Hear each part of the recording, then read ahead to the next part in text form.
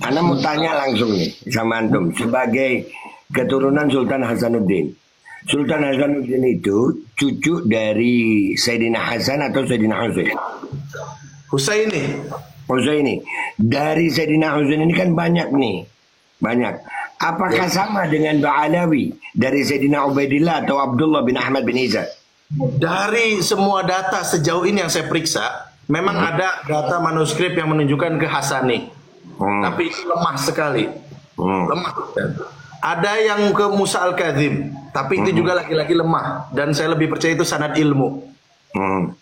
Setelah mendengar pemaparan Kiai Ahmad Basso, ahli manuskrip Nusantara, di Robitu Alawiyah kemarin, saya semakin kuat lagi. Dan ayah saya memang dulu pendiri Robitu Azamat Khan dengan Kiai Diauddin Kuswandi dan Kiai Ali Badri.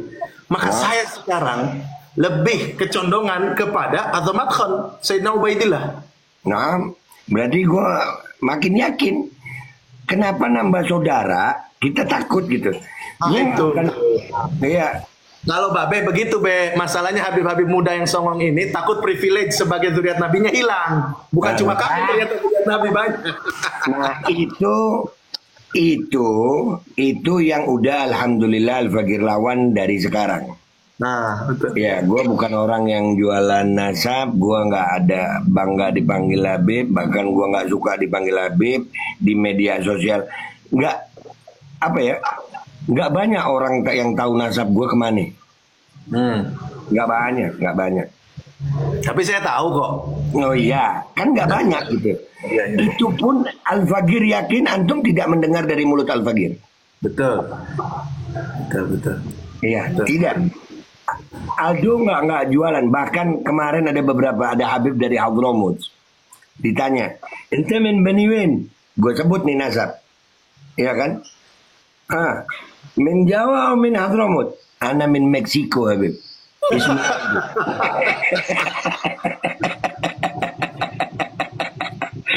Ya, jadi buat gue bukan itu, privilege itu bukan dari jualan nasab atau pakai sorban, bukan. Alhamdulillah Ustaz, antum boleh cek deh di mana majelis talim gue kalau jadi tamu ada di depan, nggak mau. Kalau sampai ke depan ini gara-gara YouTube sebenarnya. Iya, paham lah.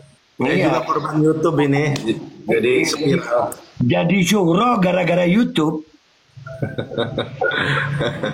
Padahal niatnya murni untuk edukasi ya. Ya Ustaz. Antum dari sudut pandang habaib, apa hikmah paling besar yang didapatkan dari konflik polemik ini? Bahagia banget gue. Bahagia banget. Membuat yang songong-songong, yang muda-muda mikir kalau ngomong. Habaib yang songong ya? Ya, yang songong-songong, yang muda-muda mikir lu sekarang ngomong. Ana awal Ustaz sebelum masuk polemik nasab udah ngeluarin statement, ada di YouTube. Gua bilang, kalian bawa nama baik kakek kalian, nggak usah bikin rusak kalau nggak bisa jaga. Diem. Tuh. Kakek kalian nggak bersalah sekarang. Kakek kalian ini nggak ada salah. Kakek kalian itu masya Allah jadi kena caci maki orang gara-gara kelakuan kalian. Itulah kenapa saya Ustaz sampai hari ini saya nggak mau pakai nama Faham atau apa enggak. Jadi kalau ada kurangnya gue itu gue, bukan abang gue, bukan kakek gue. Betul deh. Harusnya ini nyontoh ya. Apa itu harusnya nyontoh kepada Zuriat Wali Songo. Banyak yang menyembunyikan gelar dan statusnya karena untuk tawadhu. Takut. Kalau gue lebih ke arah takut Ustaz, bukan tawadhu. Takut merusak nama baik leluhur. Takut kesalahan kita dinisbahkan kepada Rasulullah. Itu. Takut kakek buyut kita rusak karena kita. Itu. Iya. Dan itu selama ratusan tahun tuh kami dididik begitu, Ayah saya itu wasiat begini. Kamu kalau nggak punya ilmu, nggak punya akhlak, dan tidak bermanfaat untuk umat, jangan pakai tubagus, berat. Tubagus itu bukan hanya gelar keturunan bangsawan, keturunan ulama dan wali, bahkan keturunan nabi. Ada 3 kata beliau ya. Turunan yang mulia itu, keturunan nabi dan rasul, keturunan raja dan penguasa dan keturunan ulama dan wali. Tuh bagus tuh punya tiga-tiganya kata dia. Nah, Iya. Kata beliau, makanya saking beratnya jangan coba-coba pakai kalau nggak memenuhi syarat. Karena saya disuruh guru, ya udah saya pakai gitu. nah gue sampai hari ini Ustaz, sampai hari ini. Yang lucunya mereka memaksa gue udah nggak ngaku, tetap aja disuruh ngaku. Gue bingung juga sama mereka ini. Ya tapi harus ngaku be, nasab nggak boleh dihilangin juga walaupun kita semuanya. Gini Ustaz, nasab buat gue itu bukan untuk konsumsi publik. Gua harus tahu bahwasannya gue ini orang yang banyak melawan arus. Harus tahu. Ya, gue ini melawan arus Ustaz. Ya, lo, karena gue sekarang ini ada di posisi membela Alawiyin, ya. Antum tahu nggak, musuh-musuh politik gue juga akhirnya ikut ke sono gitu. Waldo di situ serang. Dan Ya, itu sunatullah. udah resikonya. Saya aja baru pertama kali ditai-tai orang, dihina-hina. Karena saya nggak mau ikutan membatalkan nasab Alawi. Coba gitu. Karena dari awal saya udah bilang, saya tidak pro sana, tidak pro sini. Saya pro kebenaran. Siapapun yang benar itu saya bela. Dan saya selalu mengatakan secara ilmu habaib itu zuriat Rasulullah Sallallahu Alaihi Wasallam. Saya udah dari zaman dulu arah ahli nasab, sekarang apalagi guru-guru besar kami, Syekh Ali Jum'ah saja berfatwa. Tapi saya bilang kritik Kiai Imad kepada oknum-oknum habaib saya dukung. Karena saya nggak ada kepentingan sama habaib itu. Gua nggak numpang hidup dari habaib. Gua nggak punya guru yang belajar ilmu dari habaib, nggak ada. Saya nggak punya guru ngaji itu. Habaib itu nggak ada. Jadi saya nggak ada kepentingan sama sekali ngebela mereka kecuali atas nama al-haq. Nah, alhamdulillah sampai hari ini buat orang yang di bawah. Antum lihat ya Ustaz ya, ini gara-gara polemik nasab muncul itu akhirnya khanas-khanas ini yang memaksa saya. Jadi apa ya? Membingkai saya dengan maunya mereka gitu. Ya, tapi itu cara Allah yang ngapus dosa kita itu. Amin ya Allah. tapi ada anugerah luar biasa Ustaz. Alhamdulillah. Tapi dalam ilmu hadis itu terkenal perawi namanya Al-A'mash dan Al-A'raj. Pernah dengar nggak kisahnya? Belum. Fadhol Kita Ustaz. ngasih dikit ya. Hikmah. A'mash itu artinya orang yang katarak, matanya katarak. A'raj itu orang yang kakinya pincang. Jadi dalam ilmu hadis tidak malu orang mengatakan Abdurrahman Al-A'mash katanya, si yang picak. Bukan untuk menghina tapi untuk identifikasi Abdurrahman mana nih? Karena nama banyak kan. Sama si pincang juga bukan hinaan, tapi itu identifikasi. Dalam ilmu hadis begitu. Al-A'mash dan A'raj. Ini gurunya picak, muridnya pincang. Jalan ke masjid, ya dihina-hina orang lah, anak-anak muda lagi nongkrong kan. Si picak dituntun si pincang. Besoknya kata gurunya, ayo kita ambil jalan muter katanya. Kenapa guru? Kamu takut dihina? Enggak, hinaan manusia itu udah sunatullah. Bahkan dengan dihina manusia, kita dapat pahala dia dan dosa kita diambil dia kan.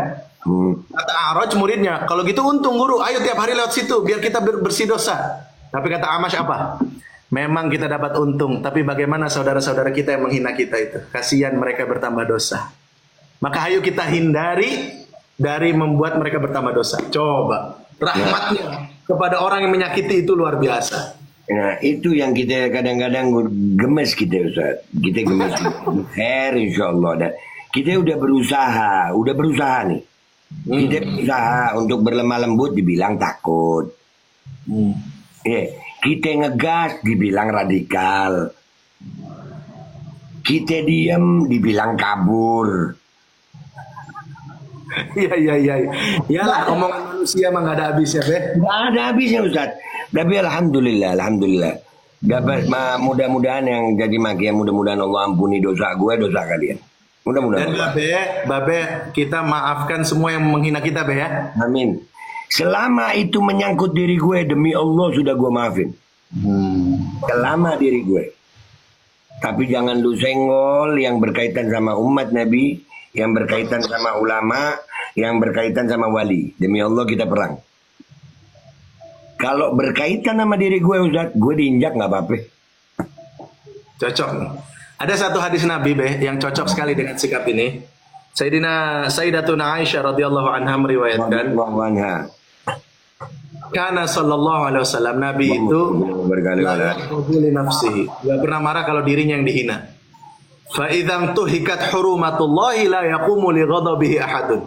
Bapak pasti perhatikan di sini. Tapi kalau udah hak-hak Allah yang dihina, syiar-syiar Allah yang dihina, termasuk ulama, wali, ahlul bait, itu kan syiar-syiar Allah tuh. Ya. Hurmatullah. La yaqumu li ghadabi ahadun. Enggak ada yang bisa berdiri di hadapan kemarahan Nabi itu. Faqadhafa fi qulubihimur ru'b, kata Quran. Ditanamkan gemetar di hati musuh Rasulullah itu. Allahumma sholli ala sayyidina Muhammad. Kita harus begitu ya. Contoh lain gue bisa Ustaz. Dan ini kemarin antum mungkin ngelihat juga salah satu video viral gue disebut mubahala depan Ka'bah sama di depan makam Rasul. Saya pernah lihat yang di Madinahnya aja tuh. Oke. Izinkan di sini nih biar semuanya dapat penjelasan. Mubahala itu kan mengadu kepada Allah kan Ustaz? Oke. Ya. Saya membawa permasalahan saya kepada Allah. Loh, kalau umpamanya kita mengadu kepada hakim boleh, mengadu kepada polisi boleh, mengadu ke DPR boleh, mengadu ke Allah nggak boleh. Padahal Islam mengajari kita sebaik-baik tempat mengadu adalah Allah. Jadi yang ana heran sama manusia akhir zaman ini Ustaz, aduan gue ke Allah itu sampai mereka yang ngurusin, nggak kobol, nggak ini. Loh, urusan gue sama Allah itu. Lu coba ke kantor polisi, banyak yang mubahala di kantor polisi itu. Tapi mubahalanya bukan kepada Allah, mubahala kepada polisi, kepada hakim, itu mubahala. Tahebe, itu minta maaf. Terus gimana proses pelaporan hukum? Saya mah senang kalau ini diurus negara ini. Lanjut. Nah, negara ini ada kabar hari ini 24 ya. Hari ini Ubat Aminullah itu sudah proses pemanggilan kedua.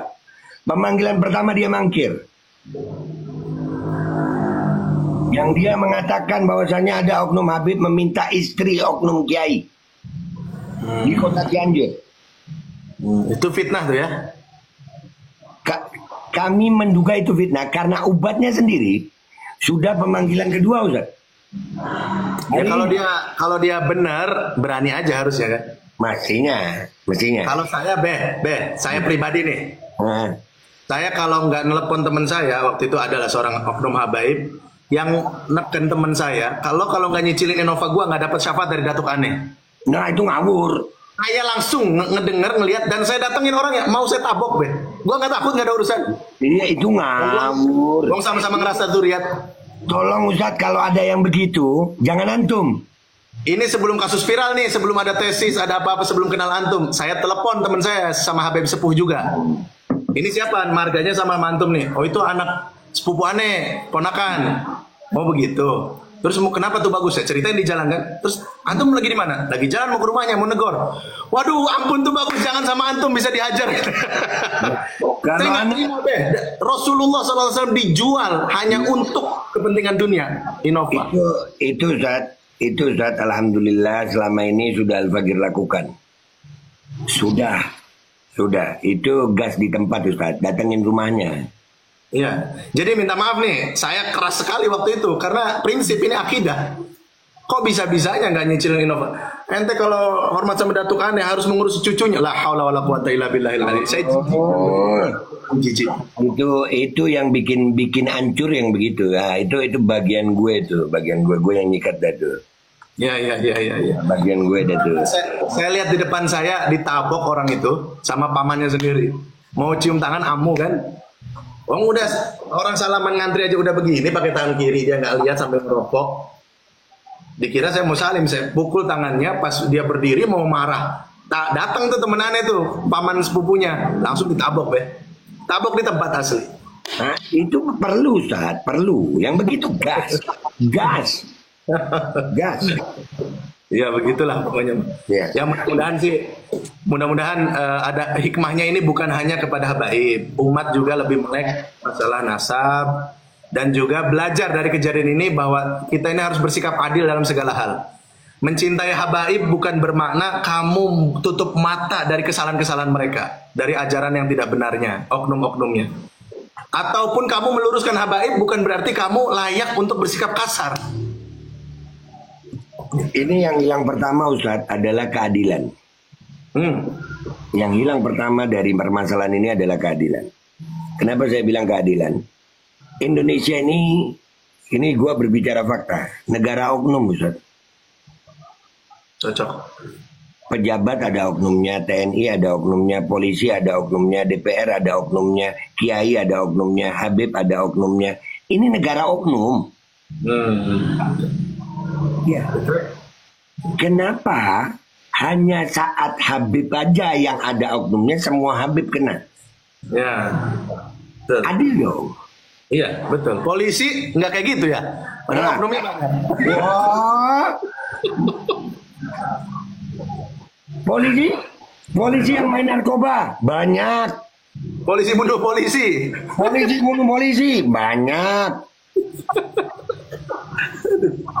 Iya, betul. TNI Ini ada oknum. semua. Kalau mau adil, kalian ini orang-orang ini nggak adilnya kenapa? Gue udah nggak ngaku Habib, gue nggak jualan Habib, tetap kena sama salahnya Habib yang lain. Lu gila lu ya? Iya. Betul. Kagak adil banget ya. Nggak adil sama sekali. Nggak adil sama sekali tidak adil. Iya. Tapi apa memang sudah sunatullah, Beh? Memang sudah sunatullah sih. Karena Ahlul Bait ini, Beh, dicintai oleh Allah, maka ujiannya juga lebih berat. Antum Allah memang ya, guys.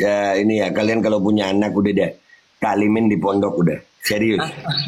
Serius talimin di pondok. Udah di pondok udah. Jangan pendidikan formalan deh. Pondok dulu, agama dulu. Nih ya, gue berdiskusi sama beliau nih. Gue nih orang yang insya Allah kalau memperjuangkan idealisme itu maju gue. Tapi gue sering terpatahkan sama orang-orang yang punya ilmu agama. Sering. Contohnya kayak barusan ini. Ini lagi memperjuangkan idealisme nih. Tiba-tiba ini sudah sunatullah. Selesai. Enggak, berjuangnya tetap, Beh. Tapi hati biar lega. Enggak sempit hati kita.